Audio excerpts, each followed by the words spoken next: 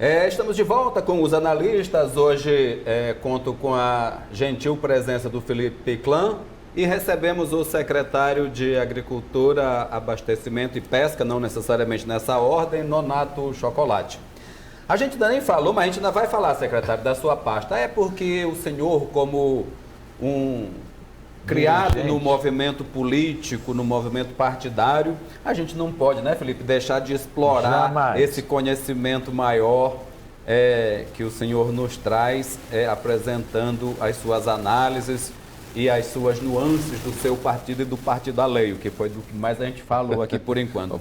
Eu queria fazer uma pergunta, mas antes da pergunta mais extensa, uma resposta bem rápida. O senhor fez parte, Felipe citou as numerosas correntes que tem dentro do PT, o senhor fazia parte da chamada sarnopetista? Fiz parte da corrente sarnopetista.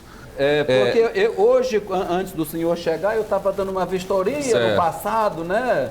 Lembra de Susan, seu passado a condena?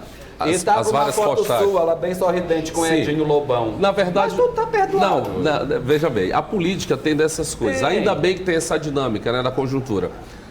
Política prende presidente, tira presidenta eleita, mas o cara se auto-intitula presidente da Venezuela e as emissoras grandonas ainda dizem o presidente depois. E nós temos o nosso presidente Zé de Abreu aí, intitulado figura, genial. Foi só para eu me lembrar. Não, mas Geraldo, mas é o seguinte, rapidamente, é bem oportuno a sua colocação. A minha trajetória, eu venho do movimento estudantil da Universidade Federal, né? Eu fui um dos coordenadores do Diretório Central dos Estudantes lá no início dos anos 2000, e depois de lá para cá sempre militando no PT, já fui candidato a vereador, a deputado federal pelo PT, e fiz parte do governo Jackson Lago. Eu era chefe de gabinete do João Francisco e ajudei, com muito orgulho eu falo isso, fiz parte da equipe. Saudoso João Francisco, que é uma das histórias belíssimas do trabalho rural, da luta. Exatamente. Pirapemas. Isso é uma coisa que tem que ser resgatada. Viu, Felipe? Você conhece muito bem a trajetória de João Francisco, não só da questão do movimento negro, que era o João Francisco está entre os 3 maiores líderes do movimento negro do PDT, ao lado de Abdias do Nascimento, ao lado de grandes ícones da luta do movimento negro, mas também da luta social popular rural, né? E João Francisco foi para a União Soviética fazer treinamento militar de esquerda, porque aqueles militantes que iniciaram nas ligas camponesas lá de Miguel Arraes, no sertão de Pernambuco, e que chegaram até aqui no interior do Maranhão, tiveram no João Francisco ali um dos primeiros militantes, juntamente com as comunidades eclesiais de base da Igreja Católica. Ele é uma das grandes referências. Com Dom Helder.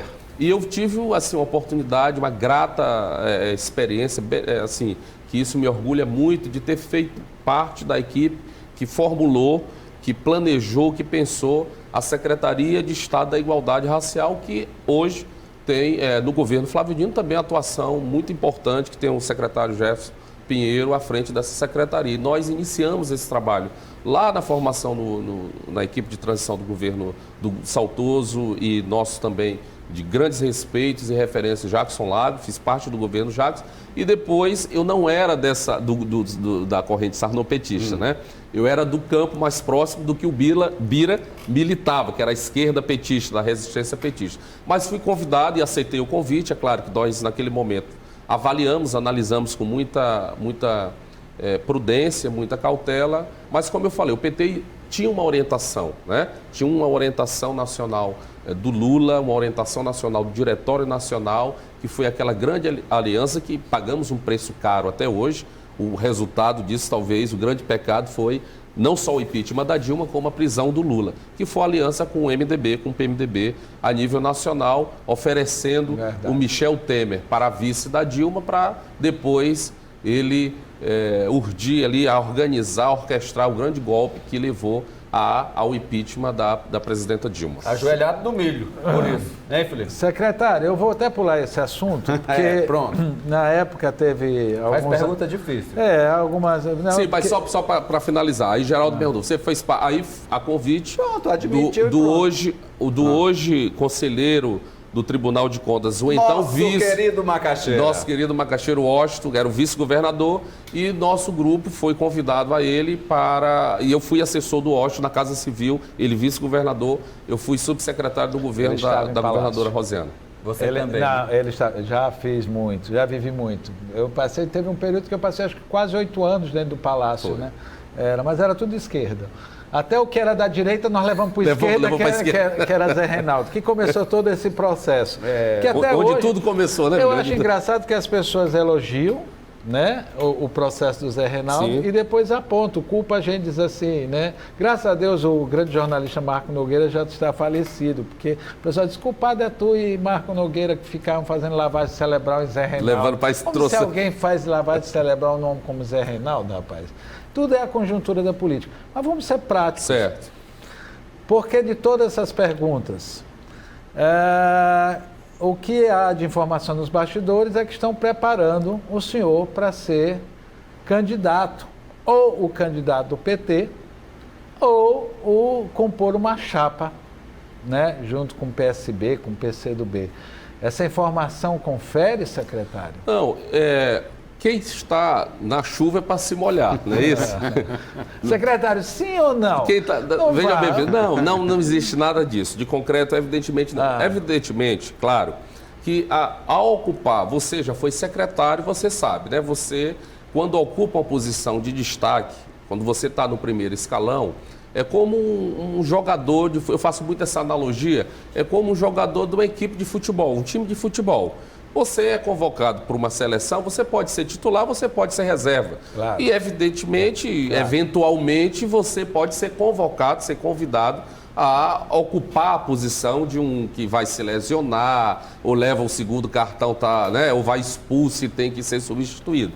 Então, nós estamos ocupando, como o Geraldo no início perguntou, não foi um convite, não foi uma colocação por mérito pessoal. Foi, evidentemente, pelo fato de que eu sou dirigente de um partido e hoje represento um grupo dentro da gestão do prefeito Edivaldo Holanda Júnior, e isso em combinação tanto com o senador Everton como o governador Flávio Dino.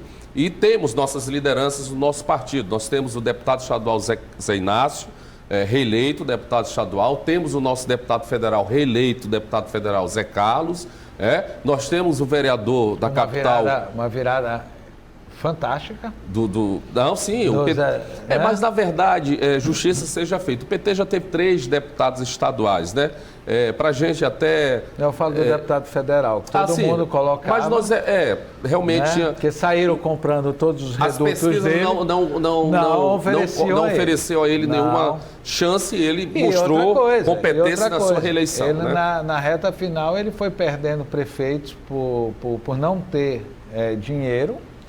E nós acompanhamos muito isso de perto lá no jornal, e era um negócio impressionante. E o engraçado é que quem comprou todo mundo não se elegeu. E ele ainda perdeu o grande parceiro, o Henrique, que inclusive bateu na trave. Bateu na trave. O Henrique é outra liderança exponencial do PT. O Henrique deixou de ser deputado por 14 votos. Eu não sei o que é pior. Se o cara perdeu o mandato por 140, por 1.400, por 14 mil ou apenas por 14 votos.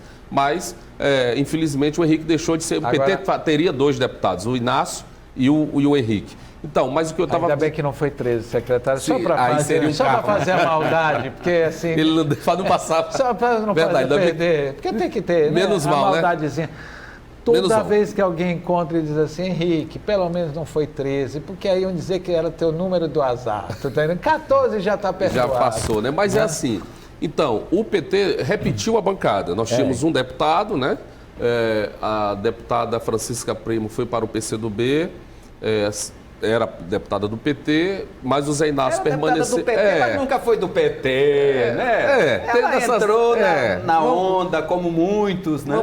Então, o Inácio repetiu a bancada, era o único deputado, se reelegeu. Que é orgânico. Que é orgânico, nosso aliado, né? Do mesmo grupo, fazemos parte da mesma corrente, da CNB, que é a Construindo o Novo Brasil. Temos também o Raimundo Monteiro, que foi candidato a federal, mas ficou na 3ª suplência apenas de deputado federal. Nós temos várias outras lideranças, né? Então o PT hoje repetiu sua bancada, federal com Zé Carlos e estadual com Zé Inácio. E temos o vereador Honorato na capital, o único vereador também, E a nossa meta, a nossa intenção, o debate que se faz no PT hoje, na verdade, a prioridade é ampliar as bancadas, né?